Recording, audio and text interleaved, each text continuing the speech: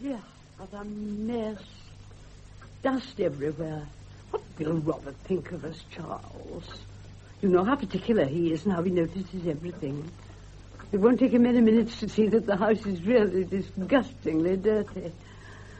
Oh, I should have liked him to come back and find the place spick and span, instead of which you'll see it simply crumbling with decay. Oh, nonsense, Margaret. Look at that hole in the landing. You might have broken your leg last night. That's dry rot. I suppose the whole house is riddled with it. When one thinks what the place was like that last summer before they went to Africa and what it is now, it'll be a shock to him, Charles. Why? Everybody knows how things have changed in the last 5 years. Well, I was looking at my hands this morning. Hideous lumps. Can't get any of my rings on. Robert will just have to understand that I'm practically a scullery maid nowadays. All things bright and beautiful, all creatures great and small. Nurse. All things wise and wonderful. Nurse. The Lord God made them all. You see, I've offended her somehow, so she simply ignores me. And I have to try and run this enormous house with an idiot like that. It's really impossible. Why we keep her, and every day she seems to get deafer and more obstinate. I shout at her till I'm hoarse, and she simply ignores me and starts singing hymns. What's the matter with the fire, dear? It won't burn. Well, you must dry the wood. I told you that. I did dry it. What with collecting it and chopping it and drying it, it's a day's work to have a fire in the house. Really, when one thinks of the drudgery, simply to keep alive, we might as well be living in the Middle Ages. Oh, for heaven's sake, leave it. It's not cold. It's October. We usually start in October. October. Horrid, mournful month. Such a lot of squirrels, you see, her pretty little creatures. But at least we might have cleaned the window, though heaven knows nobody wants to see the garden now. Oh, I wish Harry wouldn't do that so close to the house. He'll shoot one of us someday. He's not fit to be trusted with a gun. It's really too dangerous at his age. He's coming up the drive. He's got a pigeon. I dare say. And who's going to pluck it?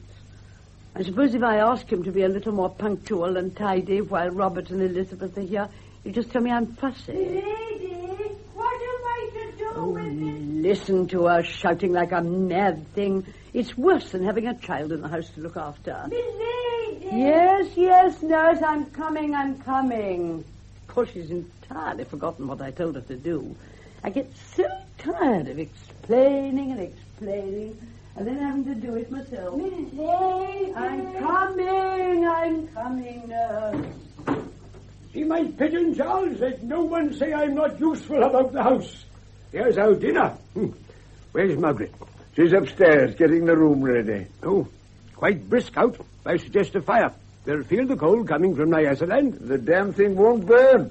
You want to dry the wood, my dear fellow. Fancy seeing Robert again.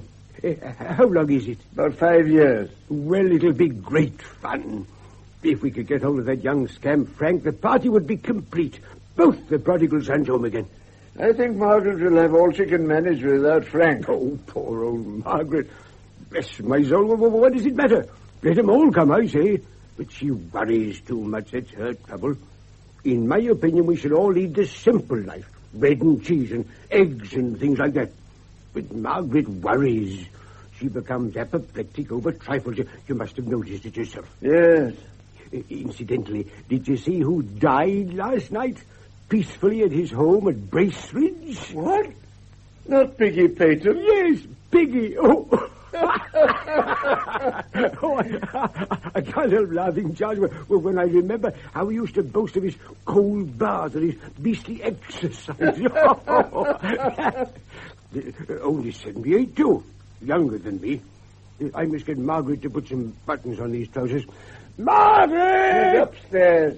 Oh, well, she can do it later. I must go and get the weather book. Charles! Yes? Did you remember to see Mrs. Timms yesterday? Yes, she can't come. She's got rheumatism. Oh, how hopeless they are, these people. Didn't you tell her that our son and his wife were coming home from Africa? Yes, I did, dear. I did. Oh, I suppose I must go down on my knees and scrub the floors myself. No, my dear. Leave the floors. I can't leave the floors, Charles. We can't live in a pigsty. Oh, look, how disgusting. It's only Harry's pigeon. Well, I suppose I should be grateful he didn't put it on the sofa. He never thinks how much extra work his untidiness means. He just behaves as if we had a dozen servants in the house, all ready to clear up after him. Max 51, Min 44.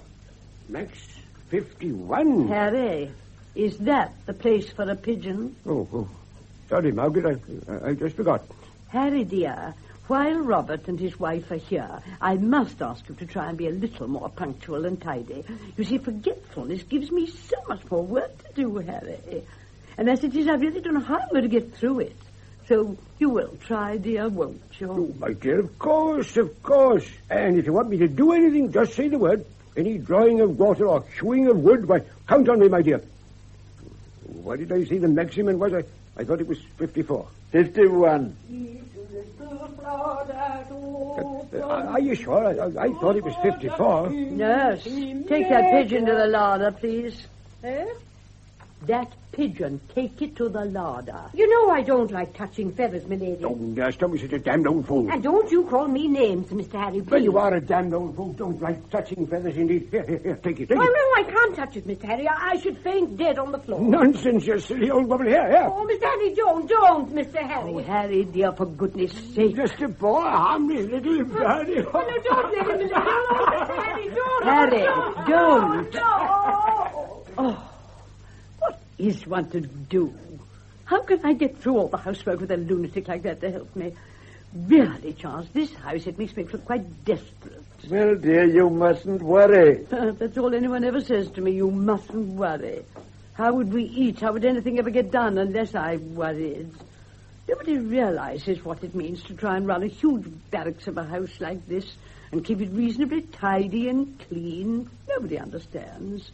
Endless work, shoutings at nurse, petty little annoyances.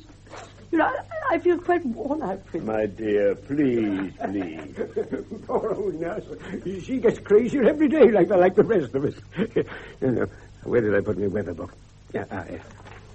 You're sure it was 51? Yes. Max 51. Min 44. Rain nil. Wind south west. Fine. Well, why do I keep this book, eh? I mean, what earthly interest is it to anyone? I suppose one could look up the weather last year and compare it, so to speak. Yeah, that's true. And if one didn't do this, one would have to do something else. Have I met Robert's wife? Of course you have. Don't you remember?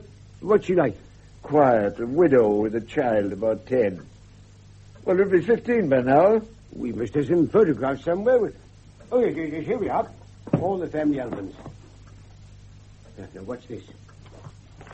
Winton, 1904. Oh, too early. Oh, I say, look, Charles. Robert's christening. Oh, I remember it as clear as if it were yesterday. Look at Margaret. She's simply radiant, simply beautiful. Oh, she ought to see this. Margaret! Oh, better leave her alone. She's busy. Oh, damn it, she's always busy. I say, what a party that was, eh? Champagne and all the fun in the world. And you and I and Ronnie Fraser went out and shot the snipe bog before breakfast. And there was ice on it, do you remember? And we went plunging into it, damn near frozen to death, and the snipe were whistling about all round us, and the sun coming up in the frosty air, and the grass is white. Beautiful, beautiful morning. 100 years ago. Good God, what's that? Well, that must be Robert and Elizabeth. Oh, they're confoundedly early. Here, I'm not ready. My trousers, Charles. Charles! I'd better change, eh? What do you think? Charles! Coming, dear. Yes, you'd better change, Harry. Go along. Yes. Mother, darling. Father, how are you? It's been a long time. At last, darling. Come in. I can hardly believe you're here at last.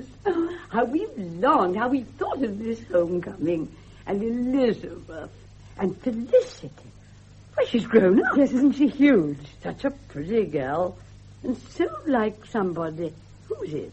It'll come to me presently. Come in. Here, give me that. I'll see to that. Oh, this lovely old house. I've been so looking forward to seeing it again. Our poor old house. Well, it's got so terribly shabby. We feel simply ashamed of ourselves, Elizabeth. But what can we do? Father, leave the luggage. I'll look after that. All Oh, right. it's a beautiful house. Oh, the size of the place, Elizabeth. The size of it. Where's Uncle Harry? Oh, goodness knows. Poor Harry. He's got very old, I'm afraid, and so absent-minded. All day long I have to be behind him. Harry, dear, it's tea time. Harry, don't forget your medicine. Harry, you've never changed your shirt, and so on and so on. It's just like looking after a child.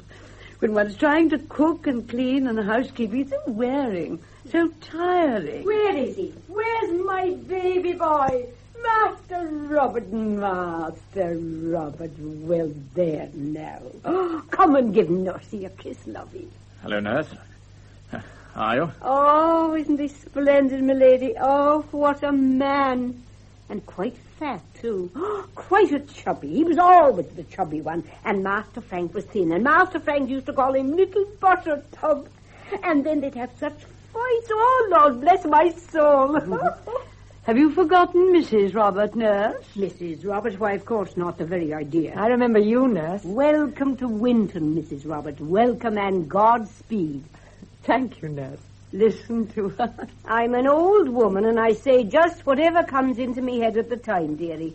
I shall be 78 next April. She's 83 now. This is my daughter Felicity, nurse. Do you remember? But, saints alive, it's Mrs. Harry. It's Mrs. Harry Denham, the spit and image of her the day she came to this house. 45 years ago. Milady, look. You know, there is a likeness. It's quite extraordinary. How strange. It's what I've always said. It's reincarnation. That's what accounts for it. When we die, we all get born again and come back to earth as children. And so we all go round and round forever until the day of judgment. Ah, and have you come all the way from Africa, dearie? Yes, nurse. Oh, imagine it. No wonder you look tired. I'll go right away and make you a nice cup of cocoa. Oh, please don't bother, nurse. I'm not a bit tired. You can't stop her, my dear. She makes cocoa all day long. She sings hymns and makes cocoa till I'd nearly go off my head. But what can one do? She's a faithful old soul. Yes, but she can't be much help to you. Really, it's about time the old thing was pensioned off, Mother. Now, if you had one really efficient cook-housekeeper... My dear boy, it's out of the question. Who'll come to a huge old-fashioned place like this, miles out in the country, to look after 3 old dodderers like us? Ah, well, now we come to the root of the matter, Mother. It's this house. The fact is, of course, it's simply absurd you're trying to keep this place any longer. Elizabeth and I both agreed about that. It's sheer drudgery for you. Of course, it's a lovely place. Oh, it was. Oh, don't, Robert. It breaks my heart to see it gradually falling to wreck and ruin. Everything rusts or rots for want of paint. The roof leaks. There's dry rot in the staircase. And only yesterday, a window on the 2nd floor fell right out of its hinges when I went to open it. And look at my garden. A wilderness. Nettles and creepers and convolvulus wherever you look. And everything choked and swamped and overgrown with weeds. Desolation. Before the war, we could afford to pay a gardener. But now, the stupidest oaf asks £300 a year. I mean, a man not fit to plant cabbages. What can one do? Yes, from what little I've seen of England since we've been home, I'm simply horrified at the state of things. Money appears to have no value. The working class think of nothing but working a 5-day week for ridiculous wages. How long the country will be able to afford it, I don't know. Sorry about that wretched fire. The damn wood won't burn. Wouldn't you like to come up and see your room, Elizabeth? Yes, thank you.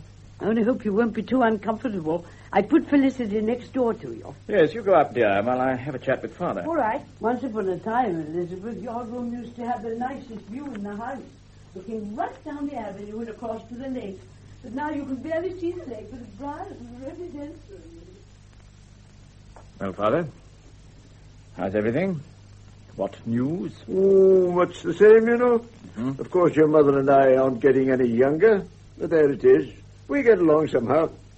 Sit down there by the fire. Not that there's much warmth to it. Yes. I must say the old place is looking a bit the worse for wear. I had no idea things had got quite so out of hand. Why, you can hardly get up the drive. Things have changed in the last 5 years. And the fact is that this house is far too big for you, Father. It's really becoming impossible. Yeah. Have a cigarette. There's a box somewhere. Oh, no, thanks. After all, these places are simply anachronisms nowadays. Nobody can possibly afford to keep them up. A house like this is simply a millstone round one's neck. True. Elizabeth and I have been very worried by Mother's letters. Letters? What letters? Well, the letters we used to get in Africa. I think perhaps you don't quite realize what a strain this place is on her. How tired she feels of the perpetual housework. And then think of the situation here. 2 miles from a tiny village, no car. The nearest doctor is 6 miles away. Why, you can't even leave the place. Why, I don't suppose you see a friend from one year's end to the next. We do live pretty quietly, but then at our age we don't want a social life anymore. In the afternoon we generally sleep. Sometimes we all three go to sleep like this in a chair. Joyful and triumphant come ye to Bethlehem. Cocoa, my lady, cocoa. All right, nurse. Now drink it while it's hot or it loses its value. Sing choirs of angels, singing angels. Poor old nurse, mad as a coot. And that's another thing, Father. Old Nurse is a charity that you can hardly afford. No, I suppose we can't. Perhaps while you're here, it's rather difficult to get rid of her. But if you decided to leave this place and take something smaller and more convenient, well, that would be a good opportunity. Leave this place? You mean sell it? Yes. And as it happens, I think I've got a buyer for it. A friend of mine in Whitehall was telling me that the Ministry of Agriculture are looking for a big place in this part of the world to turn into a kind of technical college for young farmers. Good Lord. He was extremely interested when I told him about this place. Extremely interested. As a matter of fact, it's a chance in 1,000, Father. It seems to me absolutely providential. They'd give you a fair price and take the whole thing off your hands, lock, stock, and barrel. They would, eh? After all, it doesn't really matter to you what the place becomes, does it? It doesn't do to be stupidly sentimental about these things. And actually, I'm absolutely convinced that you'd all three be much, much happier in a small house in Salisbury or Cheltenham or Bath. I don't like Bath. Well, I just said Bath anyway, of course. One always seems to be walking uphill in Bath. Well, don't go there then. I just mentioned it as a possibility. I see. Cup of cocoa? No, thank you. We've rather got into the cocoa habit. Nurse likes making it, so we drink it. I hope you don't think I'm interfering, Father. Oh, good gracious, no. Perhaps I'm quite wrong in thinking that you're not entirely happy here. If I am, please say so. But the impression I got from Mother's letters was that you all felt the house was far too big for you. Now just think how much better off you'd be in a small, labor-saving place on the outskirts of some pleasant town. Outskirts? Why the outskirts? Well, right in the middle, if you like, of course. Well, you said outskirts. And I need hardly tell you that the kitchen is right at the other end of the house. The miles one walks in this house. Often at the end of the day, my ankles are so swollen and my feet so sore, I can hardly hobble upstairs to bed. Yes, it's dreadful. Time and again I ask myself, what pleasure is there in such a life? I mean, what's the point of it all? Have some cocoa, Elizabeth? No, thank you, Father. I must say I entirely agree with Mother. And if you'll only let me, I think I can sell this house for you almost immediately. My dear boy, who would buy such a hopeless white elephant? Oh, but I've just been telling Father. The Ministry of Agriculture are extremely interested. All I need to do is to put a call through to London, and they'll send a man down to look over it at once. Robert, really? Yes, of course. If you'll say the word, I'll do the rest. If you'll let me take charge, I'll guarantee to have you settled in a comfortable little house by Christmas. Oh, Robert, if only you could. We need help so badly. Naturally, I didn't expect that you'd make the effort to move without help. one gets into a rut. One does. How well you understand, dear. Oh, what a relief it'd be. What a joy. Charles, do you hear? Yes. We must have a serious talk about it. Of course, there are various considerations. Naturally, but... He means Harry. What would Harry say? I hardly see why Uncle Harry should raise any objections, after Didn't all. his wife die here? Yes, that's quite right. Nearly 40 years ago. Wasn't she same. quite young? 25. So beautiful. So beautiful. I remember her skating here one Christmas, just a month before she died. She wore a red dress with a white fur muff and a white fur cap. She skated so gracefully, and we all laughed at Harry because he couldn't catch her. I remember him standing in the middle of the lake, quite exhausted, and shouting, "Penny, you witch, come here, come here." Yes, he always called her Penny. Poor Penelope. I never passed the lake without thinking of her. Yes. All the same, one has to be reasonable. I'm sure your father and mother will want to talk it over quietly by themselves, Robert. Well, naturally. That's obvious, Elizabeth. In the meantime, let's talk of something more amusing than our domestic worries. How was Nyasaland when you left? Yes, I've been longing to hear all about your work, dear. No cocoa, Elizabeth? No, thank you. I ask you to look at the amount of cocoa that idiot nurse has made, about 2 gallons. It's waste. Charles, I say, Charles, the most extraordinary thing. Do be careful, Harry. I told you not to run downstairs, dear. Be so impulsive, Elizabeth. No, I'm not. You're always fussing, Margaret. So you're Robert's wife, are you? Well, how are you? To be absolutely candid, I shouldn't have known you from Adam. Have I changed so much? No, you haven't, my dear, but I have. The memory, atrophied. We're all abominably old, you know. No use for anything. But Robert's aged a bit, hasn't he? Silver threads among the gold, eh? He's changed a bit from these photographs. Look, here he is, aged 2 months or thereabouts. And that handsome gentleman is me. And look, there's Charles with his beautiful moustache, and Margaret looking simply wonderful. How lovely. Isn't it? Taken at the church door after the christening. Look, Margaret, do you remember? Harry, dear, you know how I hate old photographs. Do put them away. Hate them? Oh, my dear, don't be ridiculous. Well, I do hate them. They remind me of the good days that are gone, when one was young and happy and without cares. And the less I think about them, the better. They only make me want to cry. No, my dear, no. Do put them away. Yeah, of course. That's as you say, my dear. By the way, Frank told me he was trying to get down for a few days. Thank you. How splendid. Oh, I do hope he can come. We haven't seen him for weeks. What's the rascal up to these days? I gathered he was a personal assistant to some company director. Another job, eh? How the devil you managed to produce 2 sons as different as Robert and Frank, I'm damned if I know, Margaret. Here's old Robert, never lifts his nose from the grindstone, the backbone of the colonial service and all the rest of it.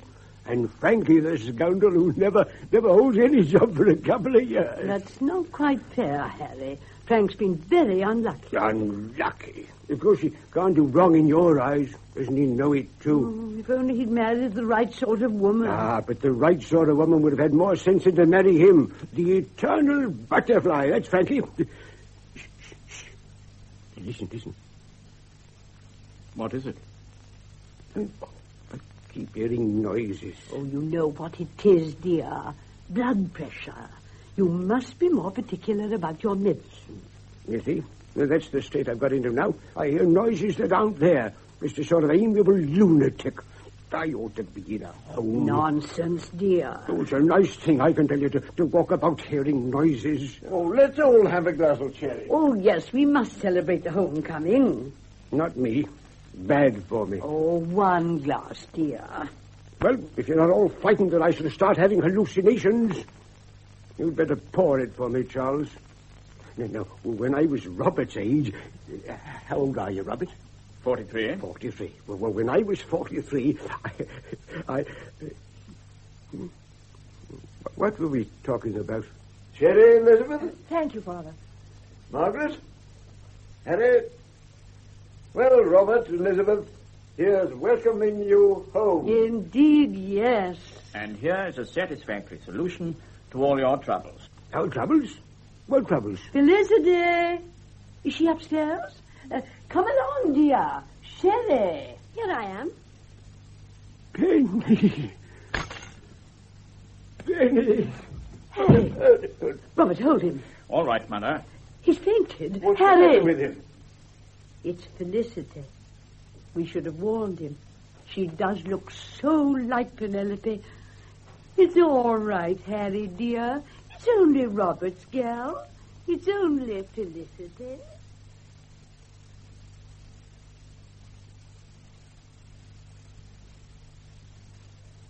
Oh, what a joy to have someone quick and sensible in the kitchen instead of that old fool nurse. All the washing up done in 20 minutes. Saucepans again. Now, what did you all like to do? There's so much to do. Such an embarrassing choice of different entertainments. Let's all go into the garden and look at the weeds. You know you have a rest in the afternoon, dear. Oh, for a man of my age to rest is simply ridiculous. Damn it, I'll be resting for good and all before long. Oh, don't, dear. No, I'm going to take my grandniece by marriage round the garden. You'd like to see the garden, wouldn't you? Very much, Uncle Harry. Good girl. You come along, Frank, you lazy rascal. All right. Now, don't get too tired, Harry, or you won't sleep. All right, my dear. I'm not made of cotton wool. If the boat hasn't rotted away altogether, Felicity, we'll make your wretched Uncle Frank row us round and round the lake. What are we to do with him? He's so excited, and tonight, you know, he'll be tossing and turning and swallowing sleeping draughts, and then he'll be impossibly bad-tempered in the morning. But he's so amusing, and he has such a wonderful spirit. Yes, but... A bit of a trial to live with, I imagine. These amusing people usually are, in my experience. Oh, if I could tell you how weary he makes me some days. Charles, dear, do go to sleep if you want to. I'm sure Elizabeth won't I mind. don't want to go to sleep. What's going on? Nothing, dear. Oh, that's good. Of course, Frank and Harry adore each other. Two of a kind, you know. I suppose Frankie hasn't talked to you about his new job, has he, Robert? Only casually. I gather he's a kind of private secretary to the director. He didn't seem to think it was likely to be permanent. Poor Frankie. He doesn't seem to be able to find anything satisfactory. It's so worrying. Oh, my dear mother, the fact is that Frank simply won't settle and work. Well, how can you blame him? He did so wonderfully well in the war, Robert. The war was 20 years ago, Mother. Really, to drag the war into it. It seems terribly hard to chain an adventurous spirit to an office stool. I'm afraid there's a great deal of sentimental nonsense talked about adventurous spirits and office stools. Naturally, nobody likes hard work. I really have very little patience. Oh, look at Charles. Sleeping like a child. I haven't the heart to wake him, but he promised to get me a bag of flour in the village. Oh, I'll run down in the car. Oh, will you, dear? Oh, that would be kind. So dreadful to have to make use of you when you're here on holiday, but what can we do? As if it matters. The more I think of it, the more convinced I am that you must leave this place. I'll have another talk with Father and Uncle Harry. Oh, no, not Harry, dear. Let me speak to Harry. One must be careful and tactful. Yes, all right, Mother, but I would like to get some kind of decision as soon as possible. We don't want to miss the chance of a good sale simply by being tactful. Oh, of course, dear. I'll speak to him today while he's in a good mood. Now, I'll just go and get ready, shall I? I hope you both like fish pie, by the way. Lovely. Oh, yes, very much. Harry's so fond of it, I try to make it whenever I can. Oh, how they've aged in 5 years. I suppose one should have expected it, but it's a bit of a shock. It's quite impossible to carry on a conversation. Either they interrupt you or they simply go to sleep. Poor dears, yes. They all look so tired. And this house, I'm appalled. The dirt everywhere. The atmosphere's terribly depressing. In a way, it suits them, you know. I think if this house were mine and I was 70 or so, I wouldn't want to leave. I should get attached to the cobwebs and the weeds. Why do you think I'd interfere if they were happy here? But look at the miserable letters we've had for the past 2 years. And how relieved Mother was when I said I could find a buyer for the place. You think they'd be happier somewhere else? Oh, don't you? I don't know. Do you remember how happy we thought we'd be when the war was over? We seemed to be just waiting, marking time till we could have a new and wonderfully happy existence. Do you mean You're not happy? No. But it seems to me that, well, that places and circumstances don't really make very much difference. I can't agree with that at all. I might have known that wretched boat was rotten. Look at me. Frank, Father's asleep. I went clean through the bottom. Oh, Harry laughed himself silly. You better go and change. Frankie, dear, what have you done to look at your trousers? Oh, I've just been playing in the lake. I went through the bottom of the boat. Oh, those old boats, they're all rotten, just like everything else in the house. Are you coming to the village with me, Robert? Oh, yes, right. Coming, Elizabeth? Well, if Mother will excuse me, I'm trying to patch up some things for Felicity. Of course, my dear. Have a nice, quiet afternoon. Sometimes all three of us go to sleep after lunch, then the house is as quiet as a grave. I hope Felicity isn't bothering Uncle Harry, Frank. Bothering him? He's delighted with her. Didn't you see him staring at her all through lunch? She's a pretty girl. You know, when I last saw her, she was just a child. Makes one feel damned old. We're all getting on. Oh, I'm 41. Going grey, too. Grey? Yeah, look. No, just round the ears.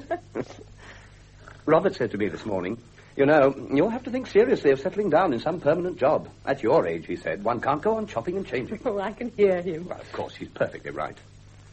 In the business world, one wants to get in at the bottom and move steadily upwards. Like yeast. Unfortunately, that's a very boring process. Anyway, I'm not married. No responsibilities. You could remedy that. You ought to. You've forgotten, have you? Forgotten? What?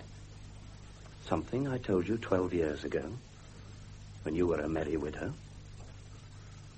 It's you or no one, I said. Oh, Frankie. One says those things when one's young. Now, you had a child and wanted security, of course. Well, you got it, Lizzie. Lizzie. Don't let Robert hear you call me that. He hates it. Does he now? I like it. Lizzie. Lizzie. Oh, damnation, take it. What was that? Oh, nothing, Father. I must get busy. Lizzie, I could have worked, you know. Oh, I don't say I would have done as well as old Robert, but honest to God, we wouldn't have starved. Frankie, dear, what's the good? Well, give me an incentive. Give me a reason, and I'd have sat in a blasted office as good as gold.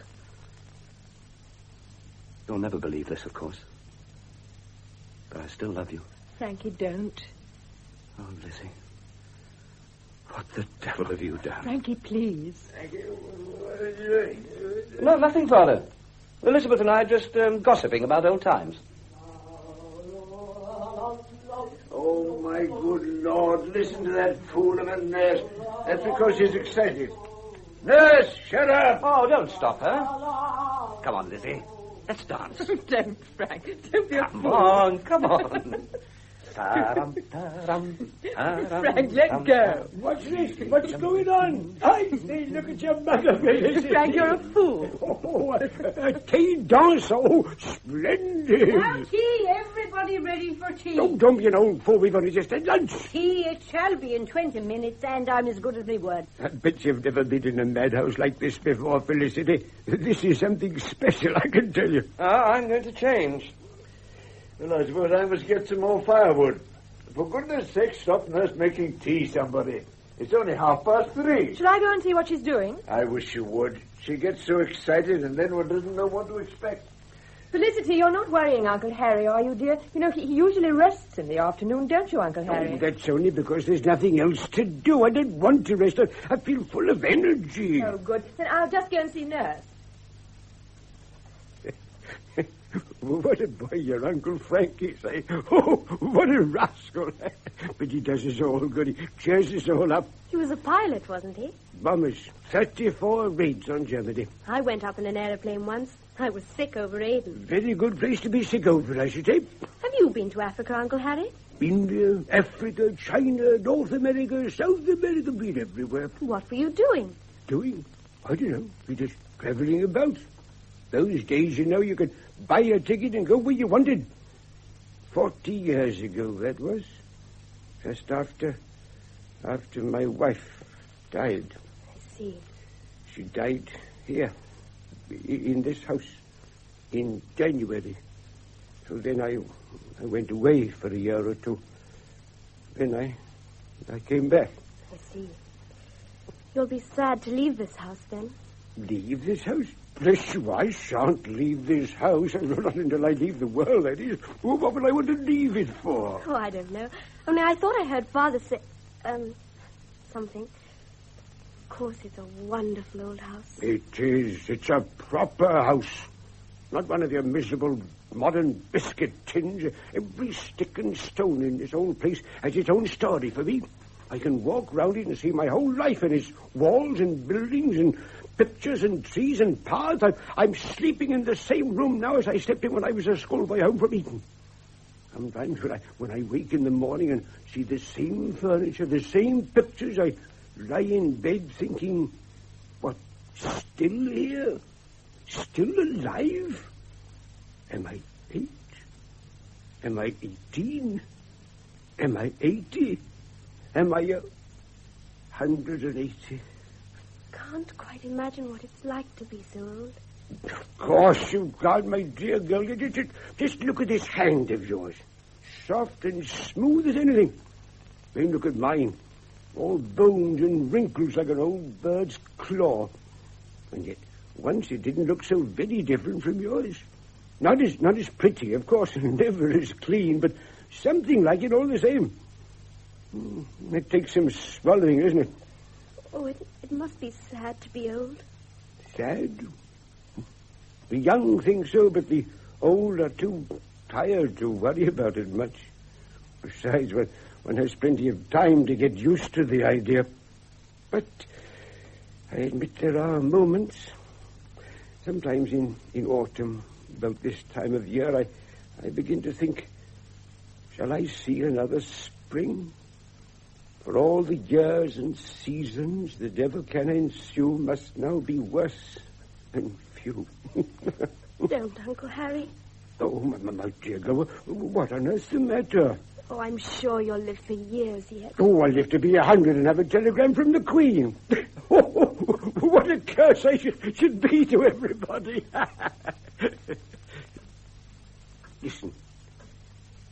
Tick-tock, tick-tock. It's the old clock. Do you hear it? Yes. It isn't very loud, but when it stops, I know it once. Oh, I love this house. I could live here all my life. Aha, I'll hide you in the secret passage. Is there a secret passage? Oh, you must show me. No, not a word. It's supposed to be unsafe, but that's all rubbish. But between you and me... Wouldn't you like to go to sleep? Yes, I wouldn't mind. Mark you, that was... As soon as I get off, that idiot nurse will come screaming in here. I'll keep her out of the way. Yes, a good girl. And you'll sit quietly and read, won't you? You won't hum, will you? Hum? We have to have the vicar to lunch sometimes. Perfect fool, of course. And after lunch he sits and hums like a blasted bee. Always keeps me awake. Thank you, my dear. You're comfortable? Exquisitely. Now I'll go and get a book. Yeah. Good girl. Good girl.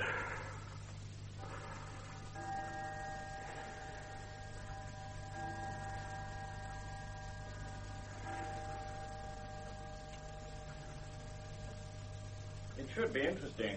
It means promotion eventually. Oh, good, dear. Well, Felicity, dear, have you been round the garden? Yes, I have. Where's your mother? Oh, she's in the kitchen, and Uncle Frank's changing his trousers. Felicity? Yes? I want you a minute. Come into the dining room. Harry, dear. May I speak to you? Yes, of course. Yes. Oh, dear, I hardly know how to start. I sometimes wonder, dear, if you quite realize how wearing it is for me to try and keep this great big house going without proper help. Yes, of course. Because I know we only use a few rooms. But think how inconvenient everything is, with the kitchen right away down that long passage, and everything in it so old-fashioned and difficult. And now it's October again, the evening's drawing in. Perhaps you think this house doesn't mean as much to me as it does to you. But really it does, dear. All the happiest days of my life have been spent here. And I have 1,000 golden memories of gay times we've all had together in the dear old place when things were easier. It seems a cruel sort of tragedy that now, at the end of our lives, we can't live peacefully and comfortably in our own home. But we can't, Harry. I really feel I can't face another long, lonely, cold winter here, working and working all day just to go wearily up to a cold room at night. We're all of us getting too old, too frail. And remember, dear, others have had to sell, too. After all, dear, as long as all three of us are together, as long as we face it cheerfully and bravely, I feel sure there may be years of happiness and security still in front of us. If I weren't all so tired and worried, I wouldn't snap at you so. And we'd all feel fresher and better tempered and more ready to laugh and enjoy what little of life remains to us. Harry. Yes. What is it? Tea already? Oh, Harry. What's the matter? Were you saying something, Margaret? Damn it, I believe I dropped off to sleep. Yes, I believe I did. Right off to sleep.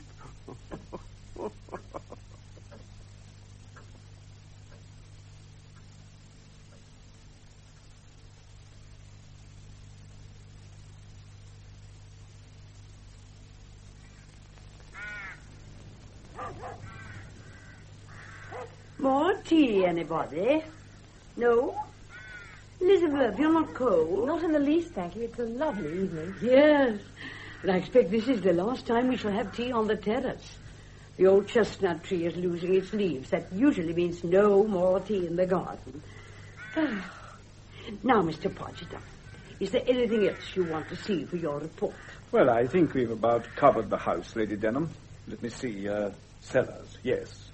Perhaps we could take a look at the outbuildings presently, if it's no trouble. Oh, none at all. As well as the stables, I believe you spoke of potting sheds. One with the roof missing. Blown off in a gale. Oh, that's really of no importance.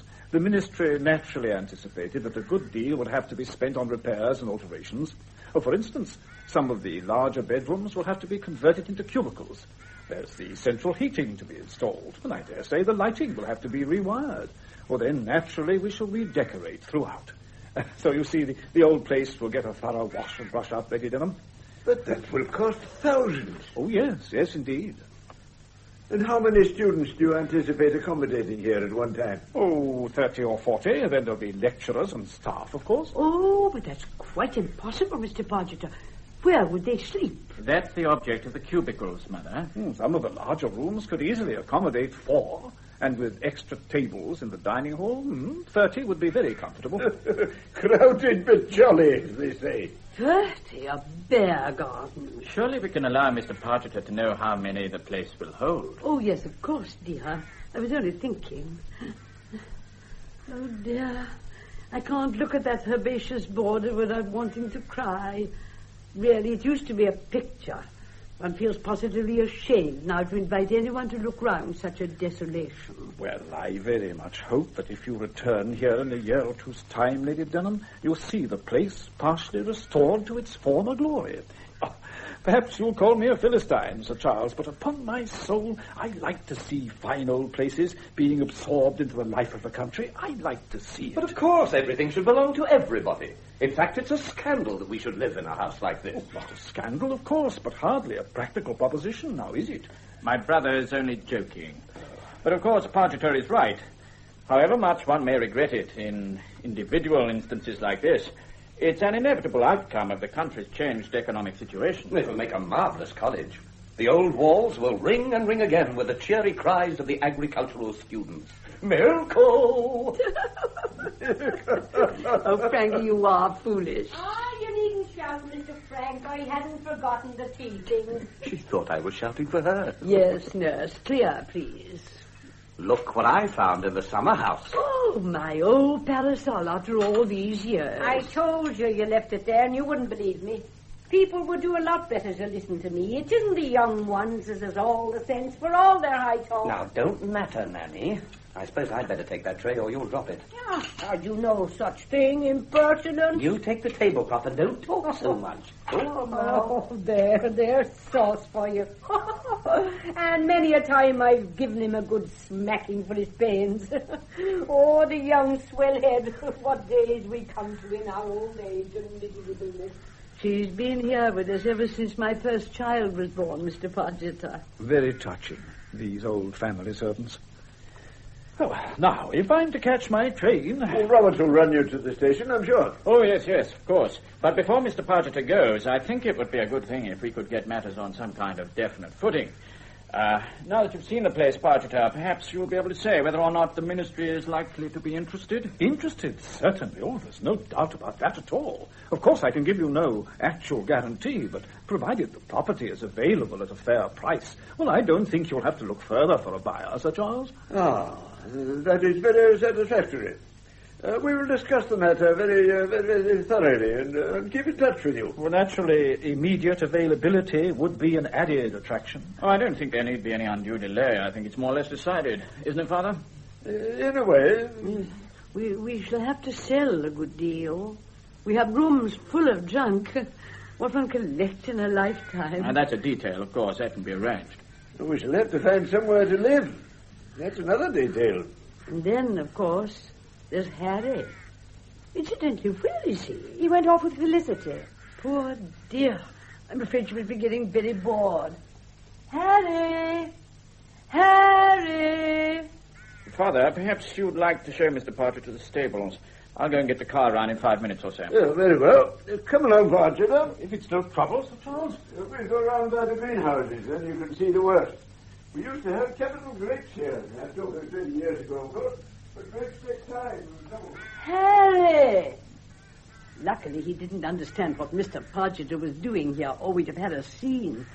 Harry! Harry, where are you? Really, Elizabeth, it's exasperating. After all the letters that Mother wrote, after all the discussion we had yesterday, and now they can't give a straight answer to a straight question, do they or do they not want to sell the house? When I talk to Mother, she says quite unequivocally, yes, so does Father. But to Podgett, it's of course we shall have to discuss it, and of course there's my brother to consider. It makes me look such a fool, for one thing. If I'd known that they were going to vacillate and discuss and consider, I wouldn't have wasted the man's time by bringing him down here. Yes, it is annoying. But I suppose it's hard for them to decide at their age to leave a house they've lived in for so many years. Well, very well, then, let them stay. What does it matter to me? But there, it's a lesson not to interfere. How much wiser to ignore the situation completely, like Frank, merely to be amusing and cynical.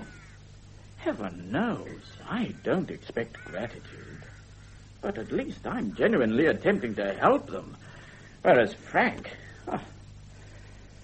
Well, of course, Frank has so much charm, hasn't he? He's much the same as he always was, I think. Women always find him attractive. You do, don't you? Well, I find him quite amusing. Yes, you laugh at his jokes, I imagine. There's no harm in that, is there? No, there's no harm in it. But it makes me feel somehow inferior. Inferior? Oh, Robert, that's ridiculous. Possibly. But Frank has always made me feel like that. And yet which of us has worked? Which of us has made some sort of a success of his life?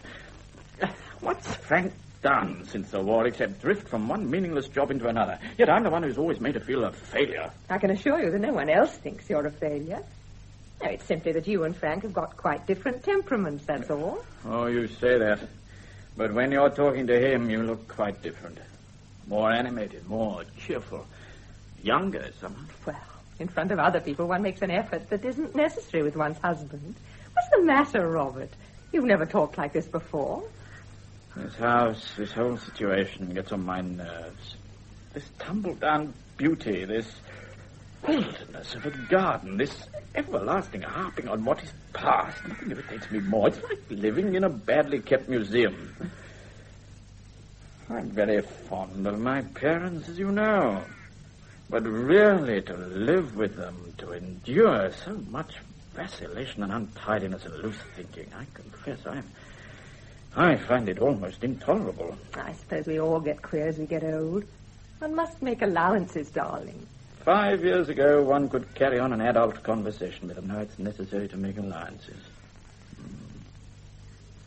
It seems to me that old age separates people from the adult world just as childhood does. You've tried very hard. You've nothing to reproach yourself with. They've let the ivy grow on that wall. It's beginning to pull it down. And there's so much creeper on the east side of the house that you can barely see the windows. Yes, Frank? You taking Partridge to the station? Oh, yes. Well, he's fidgeting a bit. Well, there's plenty of time. What about driving into Salisbury and seeing a flick? I don't think I can stand another family evening by the fireside with Mother explaining how to make egg sauce without eggs. We could leave in about an hour and get a meal in Salisbury. Yes, perhaps. Wouldn't they think it rude? Oh, of course not. Give them a peaceful evening to themselves. We can take Felicity. Robert! Coming. Oh, I shan't go, Frank. But you take Elizabeth and Felicity by all means. It's quite a good idea. Coming, Mother. Can't let up for a minute, can he? They wouldn't mind being left for an evening, but not Robert. Oh, dear, no. However, we've got his imperial blessing, so we may as well go. 6:30 suit you? They usually have a decent sherry at the George. I'll phone them up and order a meal. No, I think I'd sooner not, Frank. Oh, now, don't be silly. Really, I'd sooner not. Why? I don't want to go without Robert. He seems to be rather miserable. Miserable? Why? Oh, various reasons. Well, he'd much better go out and amuse himself for a change. Extraordinary chap. Oh, well, cinema's off then. We'll see something of each other in London, shall we? Of course. What does old Robert do in the evening? Does he like an occasional late night? Dancing, for instance? By the time he gets home, he's pretty tired. I know. Pipe and slippers. Would he have any objection to my taking you out occasionally? Objection? No, I don't think so. Good. And once in a while we might step out together, Perhaps. Perhaps. You sound awfully enthusiastic. In plain language, you mean no? I don't think it's a very good idea, Frankie. I see. And why not? Well, what's the point, after all? Point? Well, must there be a point? Can't we go and amuse ourselves without there being some dire purpose behind it? Can't we have a perfectly innocent evening out? You're kidding yourself, Frankie. A perfectly innocent evening out is not what you want at all, is it? You're bored with old Robert. Anyone can see that. Can they? And you'll console me, is that it? You know what I feel about you. No, Frankie, don't. Oh, don't be so damn virtuous. Listen, I don't say my marriage is perfect, but I'm not breaking it up and making Robert suffer just for a bit of excitement with you, however much I might possibly enjoy it, and, well, that's that. Oh, give it up, Frankie, do. Go back to London. You might just as well. You aren't really going to get any change out of me. You know, it's high time you found yourself a girl and married her and settled down. Settled down. Oh, to hell. Must everything... Hey, Frankie, come here, you scoundrel. I want to show you something. Yes, another time, Uncle Harry. Another time. No, it won't be another time. Oh, curse the fellow. Show me the underground passage, Uncle Harry. I do want to see it. Ah, that. Well, now, if I show it to you, not a word to anyone, Felicity, eh? Of course not. You see, there's some nonsense about it being dangerous, but the last time I went down, it was as safe as houses. Smells a bit, of course. Runs right under the house and... But soft, we are approached. Shh, no, not a word. Harry, we were looking for you, dear. Well, you found me. Felicity, dear. Charles and I want a word with Uncle Harry. Very well. Ah, here's Robert. Well, did your Mr. Pargeter catch his train? Yes. I couldn't make out what the devil he was doing here. I suppose he wanted a subscription for something. He came to look over the house, dear. Oh? Uncle Harry might as well know that he came with a view to buying it. Buying it? Oh, is that all? Of course, it's all very well for us to laugh, but sooner or later this poor old house will be a damned institution of some sort. You mark my words. Look what happened to Ackerley. As soon as poor old George Reevy drank his money away, a girls' school. And what a shoot that was, eh, Charles? A fine shoot. Oh, on a windy day I've seen pheasants coming out of that hill covered looking like starlings and doing 70 miles an hour. Now old George is living in a private hotel in Bognor, walking up and down the promenade in an overcoat and changing his library books at the chemist. Oh, pitiful. We can thank our stars we've not come to that yet. I really think we must decide once and for all what the future of this place is to be. Naturally, Partridge wants to know just where he stands. Is the house available, or is it not? And I should just like to say this. As far as I'm concerned, it's a matter of complete indifference whether you stay or sell. I came here with the intention of helping, that's all. But of course, dear, we know that. I'm very dense, of course, but I don't quite follow this conversation. What does Robert mean about the house being available? How can it be available when we're living in it? But, Harry, dear, the point is, do we want to go on living here? Now that we have a chance to sell the place, oughtn't we to accept it? Sell it? Sell Winton? In God's name, why? Well, dear, don't you see? It's really far too much for us, Harry. I think perhaps you don't quite realize, Uncle Harry, what a strain it is on Mother, trying to manage a huge old house like this without servants. I do get so tired, Harry, desperately tired. The more one thinks of it, the more impossible it seems. Yes. I see. If we were all 20 years younger, Harry, dear, but at our age... But at days when I hardly have the courage to get myself out of bed in the morning to start the long, dreary day's work. Yes, of course. Goodness knows I've tried. I've ransacked the village to try and get help. But you can't get people to come 2 miles, especially in winter. I know.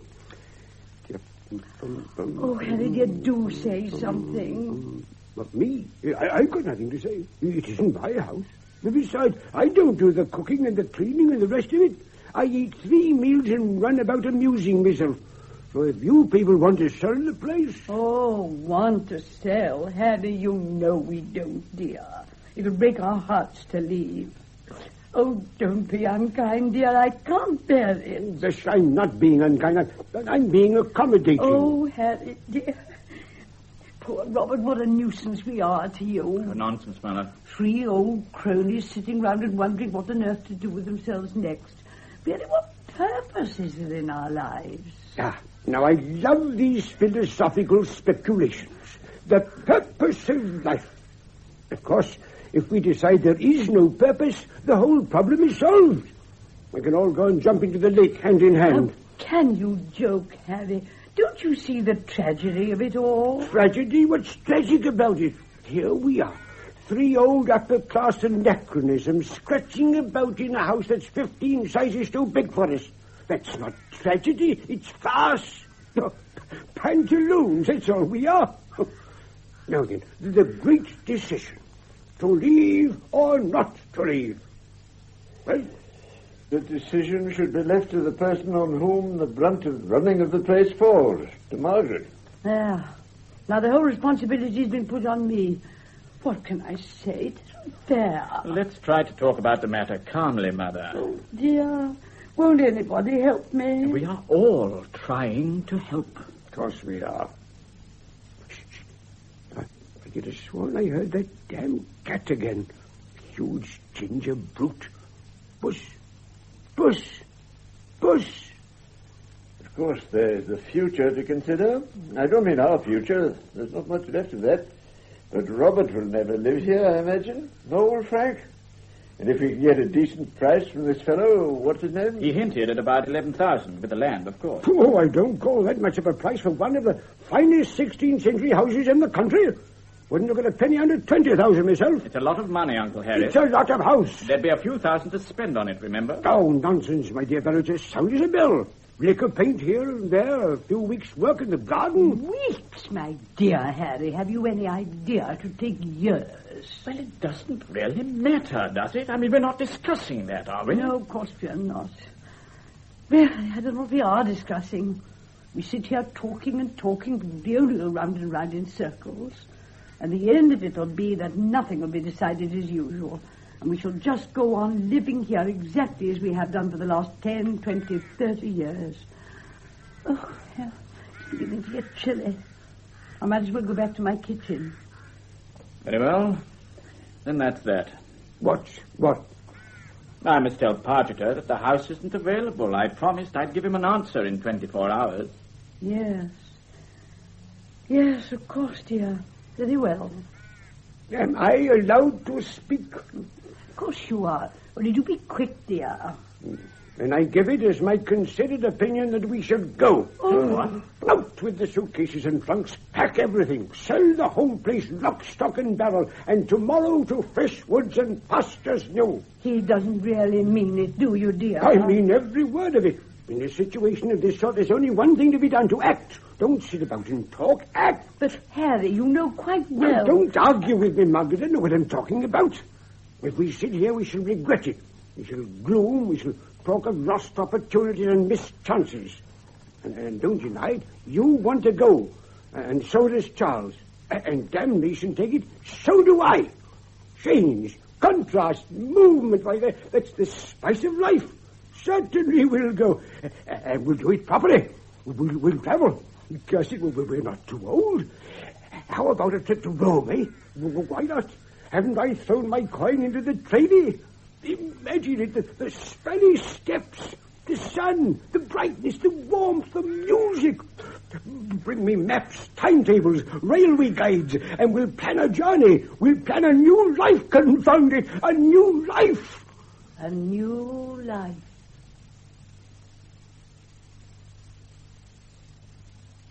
Robert! Yes, Mother, I'm coming. Just doing the labels. I finished my dressing case, dear. I'll fetch it in a minute. Mr. Robert, where's my trunk? I told you, Nurse, it went to the station yesterday with the other heavy luggage. There, now I shall never see it again. Well, of course you will. You'll see it at the station in a quarter of an hour. That's as it may be. We shall see. It's all very well to be sure, but it's better to be safe. It couldn't possibly be safer. Fine word, butter no parsnip. Now, tell me frankly, Robert, do I look ridiculous in this hat? Oh, of course not. It's so strange to be dressing up for London again. I can't believe I'm seeing this old room for the last time. Can't realize it. A good, strong cup of cocoa before travelling is the best thing out, my lady. Why is it when one leaves a place that one remembers only the happy times one has spent in it? That's what my father used to say. If you were going off to be hanged, you'd be sorry to say goodbye to the condemned self. Do you suppose Uncle Harry's luggage is ready? Oh, I'm tired of trying to help poor Harry. He packs things, unpacks them, packs them again. It's best to leave him alone, dear. Yes, but he's only got about 10 minutes. Oh, but we shall be here to clear up. We can forward anything he wants. And they picked up of the fragments that remain, 12 baskets full. She keeps saying things like that this morning. Nurse, dear, I do hope you'll be all right. My sister will meet me at Charing Cross Station and take me to her home in Orpington. I'd better go and help Uncle Harry. Well, nurse, you'll be happy there. She'll look after you. I'll have nobody looking after me, my lady. The day I can't look after myself, I'll jump out of the window and have done with it. And I'll make that very clear, I can tell you. You've been so brave, nurse, so patient with us. So loyal, so trustworthy all these long years. I've never taken a thing, milady, not so much as a lump of sugar. And let anyone say I have. Stupid and headstrong, that I may be. No, of course not. Oh, yes, I am. But God either gives you brains or he doesn't. And it's no use complaining. But nobody could have been a better, kinder friend to us. Nobody. I'm ashamed when I think how often I've spoken sharply and impatiently to you. Ah, if we could all swallow the hard words we've spoke, the world would be a happier place, my lady. Well, all ready, nurse? My sister will meet me at Charing Cross Station and take me to our home in Orpington. Good, capital. Well, it'll be a change for all of us, Change and decay and all around I see. Did you tell John to bring the car in plenty of time, Charles? Yes, I did. He couldn't believe we were leaving the place. Decent fellow, John. I remember when he was born. His mother was the baker's daughter and no better than she should have been. All our old friends in the village. It's a bit like leaving part of ourselves behind. What you want to leave for, I don't know. Flying about the country at your age, it's not right, my lady. I'm sure you don't mean to be impertinent, nurse, but don't say things like that. It's hurting. Sheer foolishness, if you ask me. No. I say what I think. It's a fault with me, I dare say. But when a thing's ridiculous, then ridiculous, I call it. Harry! Harry! Well, surely he's ready by now. Here I am. Plenty of time. He can start for 10 minutes yet. And he forgot the old fox's mask. Are you taking that thing, dear? Well, of course. Haven't kept it for 40-odd years just to lose it now. Perhaps you'd like it stored, Uncle Harry. No, I wouldn't. I know it's silly, but there it is. This mask means something to me, and I'm taking it with me. Best day's hunting any man ever had in his life. The trouble is, it won't go in a suitcase. What the devil does that matter? I'll carry it. My weather book, too, I'm taking that. Harry, dear. In heaven's name, Margaret, why not? Confound it, I kept these records for 20 years and more. I'm damned if I'm stopping now. Very well, dear. Thank you. All this work we are giving you and Elizabeth Robert is really too bad. No, I don't mind in the least, Mother. I only hope you'll all be comfortable and feel that the trouble was worthwhile. I'm told it's an extremely comfortable hotel. They don't mind giving you breakfast in bed and that sort of thing. Quite used to dealing with octogenarian cripples, eh? Just the place for us. Anyway, it will certainly be a good rest for Mother, Uncle Harry. Yes, of course. Here's the lunch. I put it all in one basket. How kind of you, dear. But isn't there a restaurant car? Yes, dear, but it's usually very crowded. Well, if you don't mind me hiccuping for about 70 miles, you know what I'm like with sandwiches. We don't seem to be able to do the right thing today, do we? I'm just warning you, that's all. Well, you shall go along to the restaurant car, dear, and have the proper lunch. I shall eat sandwiches if they choke me. Harry, dear, do you think you've really got everything? Haven't the least idea. Shall I just run up and have a look round? If you would, dear. Aristocrats waiting for the tumbril. It's a far, far better rest I go to now than I have ever known. Nobody appreciates it, of course, but this is actually a historic moment. This is the fall of the House of Denham. There's been a Denham at Winton Manor since... When, Charles? Since 1572. Since 1572. And now we pass, unwept, unhonored, and unsung. Here we go, shuffling out of our inheritance with no more ceremony than if we were cattle being driven to the slaughterhouse. Oh, Harry, dear, now you'll only upset yourself. No, I shan't. Thank goodness I'm perfectly capable of looking at the thing objectively. It's a fine house. Solid, well-proportioned, light and spacious. We shall not look upon its like again. It was built in the days when Englishmen valued craftsmanship, when the shoddy, the pretentious, the ugly, the inferior would not have been tolerated. We should be proud to have lived here. Even if we have capitulated at last, we may, I suppose, be proud to have delayed its surrender to the barbarians. Lower the flag and let the enemy advance. Eyes look your last. Arms take your last embrace. Oh. Now look what you've done, Harry. And just before the taxi comes. It's all right, nurse. Mr. Harry was only talking. Everything passes away. Oh, nonsense, nurse. Things don't pass away at all. And if they do, it can't be helped. You talk as if you were the only person who was sad to leave. You might credit me with some feelings as well. Everything passes in time. Nurse, please, surely we needn't have a scene now, need we? Sorry I spoke. Very sorry. Don't say another word. Fast falls the even time. Oh, shut up, nurse. Oh, there, now everybody's turning against me. No, they are not, nurse. Only do stop crying. I think I heard the taxi. No, nothing. He may come any minute, though. Mother, I found these dresses in one of the cupboards in Uncle Harry's room. I don't know if you'd like them all packed for storing. Oh, thank you, my dear. Yes, of course. Those were hers. I suppose it would be too much to suggest another case. But of course, we can take them if you want to, dear. We can, eh? No, A lot of trouble, though. A lot of silliness carrying old dresses about. I'll burn the lot. Burn them? Now? Now, at once. A bonfire. Would you like me in case the taxi comes? No, I'll do it myself. No one help. At least, you'll come. Hey, Felicity, you're the girl for a bonfire, aren't you? Yes, I'll come if you like, Uncle Harry. Good, come along with me then. Come on. We'll make a great fire. And I know where there's a can of paraffin to start it off. Oh, dear, paraffin, and he's got his only decent suit on. If you'd left them where they were, Elizabeth, we'd have forgotten all about them. I'm sorry, I didn't think. There's an end to them. Beautiful dresses, too. The finest money could buy. Second best wasn't good enough for Mrs. Harry. I hate waiting when I'm ready. Where's this damn cab? 2:15 at the latest, I told him. It's just on 2:45 now. Will you come to the sale, Robert? I couldn't bear it myself. Oh, yes, I'll come, certainly. How are the mighty fallen, and the weapons of war perished. There's Harry's bonfire. Oh, it's very near the summer house. Oh, there they go. The flames devour them. Beautiful dresses, silk and satin. He has to use plenty of paraffin.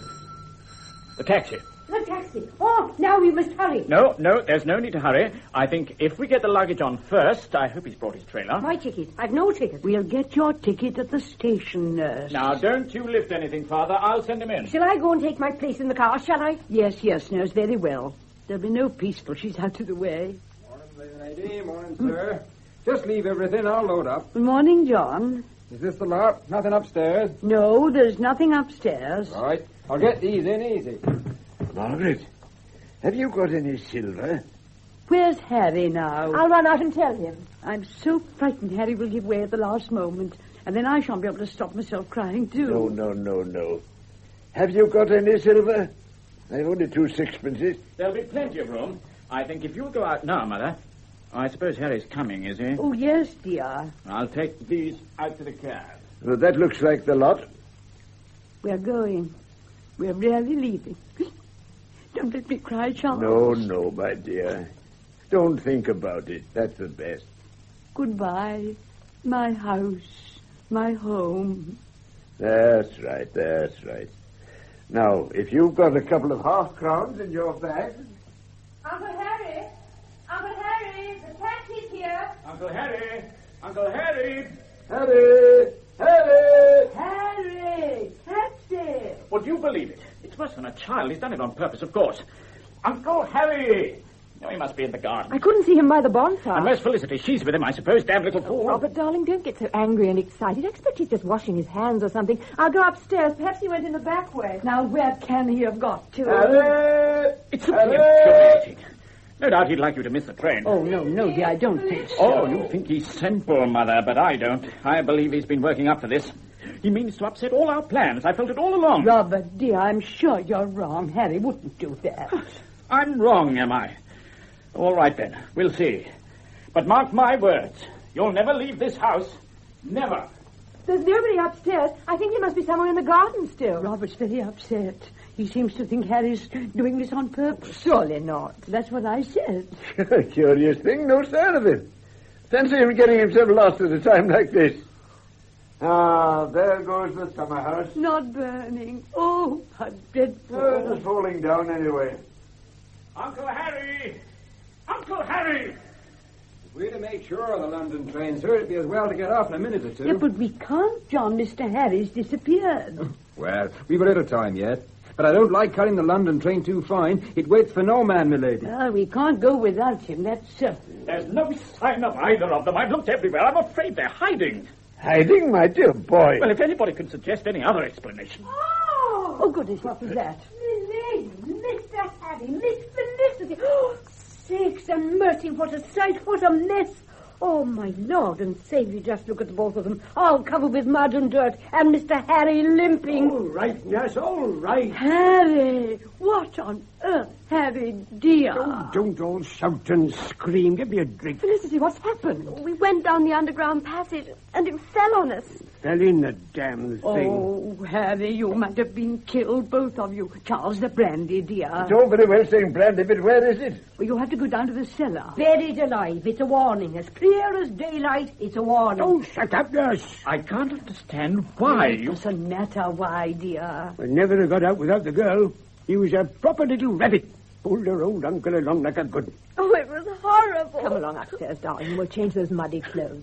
I'm sorry. I didn't mean to. It was only that Uncle Harry wanted... Oh, as if it matters, dear. Thank God you're both safe. I shall go and make some cocoa. Now, take my arm, Harry, dear, and we'll go up and get those things off you. You must lie down for a bit, and Charles will bring you a nice, strong drink. Felt like a blasted mole digging away. Well, we hadn't gone far down when the confounded roof caved in behind us. Oh, how dreadful. But fancy being such a damn fool to take the girl down. And no fool like an old fool. This is my best suit, too. Have to stay here till it's clean. Now, don't you worry, dear. Come along upstairs. You'll be all right, dear. You'll be all right when you've had a nice rest. Mr. Roberts. Might have been a nasty accident there. You can fetch in the luggage, John. They won't be travelling today.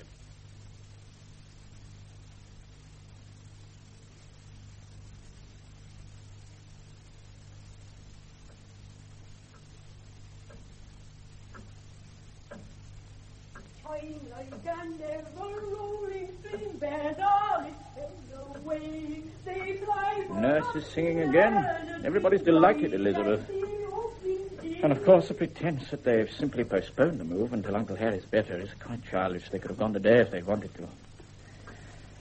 Last night, Father told me that, in view of the doubtful situation, Partaker had better regard this house as unavailable for the time being. In plain language, they mean to stay, and I've simply wasted my time. Yes, it's a shame. It really is. You've tried so hard. It's a curious thing, but I seem to go through life trying very hard and effecting very little. Just as if I don't work. You've always worked tremendously hard. And always been rather disliked. No. You know it's true. I've always been unpopular, just as I'm unpopular here in my own family. I sometimes wonder how it was you ever consented to marry me. Goodness, you're in a morbid mood this morning. Yes. I feel isolated from everyone. Everyone feels that sometimes. No relationship, however satisfactory, alters the fact that, well, a part of us always exists in solitude. Did you read that in some book? I don't know. Perhaps I did. I must join a decent library this winter. I never seem to get time to read in Africa. I intend to take more time off, too, so that we can go to concerts, theaters, so on. You'd like that, wouldn't you? Of course, very much. Sometimes imagine that you must find our marriage rather unsatisfactory. Now, what on earth makes you think that? I don't know, too. That one day you would meet somebody attractive and amusing, like Frank, say, and that you'd leave me. And that then I'd be completely alone. If that happened, I don't think I could go on living. It won't happen. But do you swear? Do you promise? Of course I do. Do you depend on me so much? I depend on you completely. How strange. It's a confession of weakness. Of love, too. It makes me happy. Well, that's something, I suppose. Got a stiff neck this morning. Too many drafts in this place. I'll rub it for you tonight, darling. Harry has been singing in his bath, which means he's quite recovered. But he will lie and boil himself, and the doctor particularly told him not to. Have you both had breakfast? Yes, thank you. Oh, what a joy to come down and find food already on the table. Oh, dear. Tomorrow morning, when you've gone, I shall be at it again. And soon it'll be dark in the morning, so weary and depressing. Still, one mustn't complain. I'll go and get you some fresh coffee, shall I? Will you, dear? Oh, thank you so much. Charles is just coming. You want to make an early start, I expect, Robert? Oh, yes. Yes, I'd like to get off fairly soon. It's been very nice having you, Robert. Very nice indeed. By the way, I hope this man Parkinson won't be too upset about our decision. Pargeter. No, I'll go to see him and explain things. Oh, yes, do. It's better than writing. Tell him that really we can't be hurried. I didn't think anyone was hurrying you, Mother. Oh, well, you know what I mean, dear. And after Harry's accident, we all felt it would be unwise. Perhaps later on. We'll see. And goodness knows, nobody dreads the long winter months here more than I do. I suppose we shall muddle along somehow. Here's some more coffee. Oh, thank you, dear. Morning, everybody. Morning. Good morning, Father. Robert's going to see Parkinson, dear. Oh, good. Give him our apologies and all the rest of it. Tell him we've decided to think things over. Next year, perhaps. Next year, he won't want it anyway. Well, somebody else will probably. Somebody might like it as a lunatic asylum. There'll be 4 patients to start with. It was so good of you, Robert, dear, to have gone to all this trouble. I should think so. Very good. It's no trouble. I hope you don't think us ungrateful, dear. We know you meant it very kindly. Of course not. I'll just go and put the luggage on the car. If you'll excuse me. I hope he's not vexed with us. Oh, I'm sure he's not. Vexed with us? Why should he be? Well, I thought he seemed a little short in his manner. Perhaps it's my imagination. After all, he couldn't expect us to let Parkinson have the house without really thinking the matter over. You see, he thought you were unhappy here and really wanted to leave. In a way, of course, that's rather true. It is dreadfully hard work. I don't think anyone quite realizes. Good morning, everybody. Come along, Harry, dear. Coffee's getting cold. Well, how is everybody this morning? Have you had breakfast? Yes, I think Robert wants to make an early start. Oh, quite right. Mustn't let the grass grow under his feet. Duty, stir and alter the voice of God, etc. Pass the butter, Charles. Great fellow, Robert. Man of blood and iron. Not really, you know. You're not to laugh at Robert, dear. Nobody could be kinder or more thoughtful. Oh, my dear, I yield to nobody in my fervent admiration of your eldest son.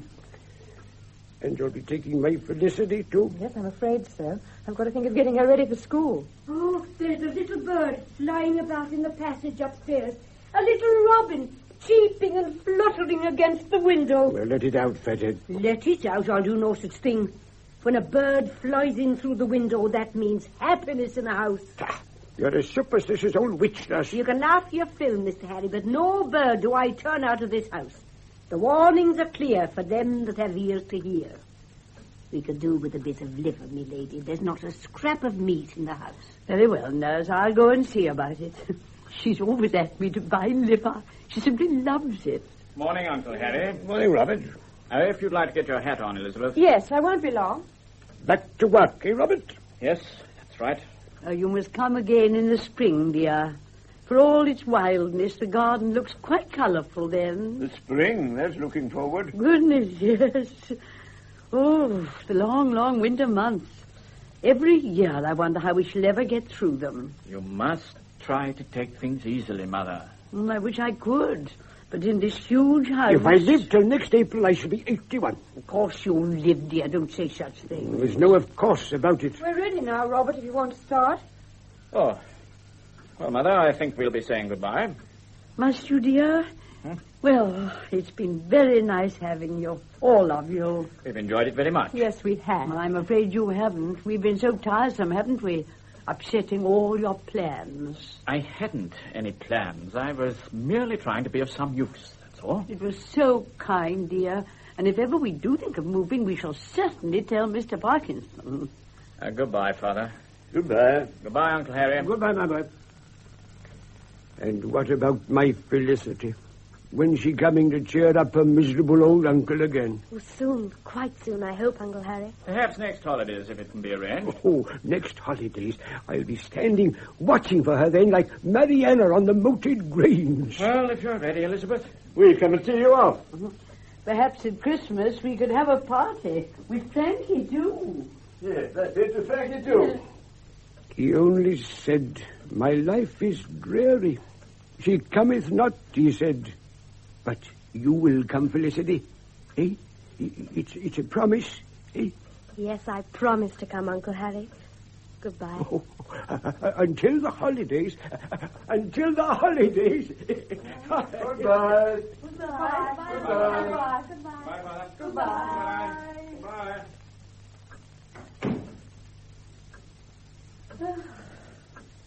Yeah. Well, that's that. They're off. Now I must just sit down and think where to begin. Having guests is very nice, but it does disorganize one's life. Nurse! We shall have to start fires again in the morning. Damn chilly. Ooh, the winter. Nurse! I suppose she's making cocoa. Where's my weather book? Ah. Minimum 32. Yeah. What did I say? Frosts are going to start early, Bishop. Oh, don't. Felicity's a sweet child, but what an appetite. My Felicity. Oh, now I must get busy. I'll make you a list for the village, Charles. Yes, very well. And after lunch, I'll cut some wood. Yes, we must all get busy. The only thing, I never did like the autumn. Give to the boys October. But not to me, thank you. Dead leaves everywhere. Howling winds, most depressing time of the year.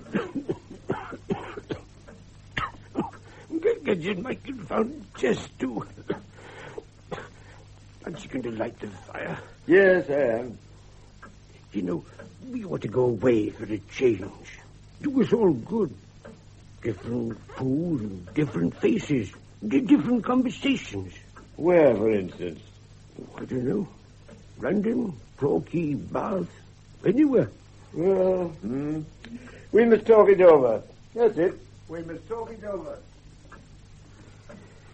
Well, let me see. October 17th. Max 44. Min 32. Wind west northwest. Cloudy and dull.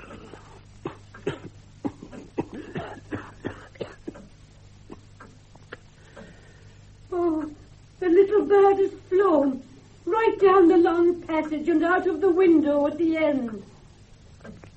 The little bird has flown.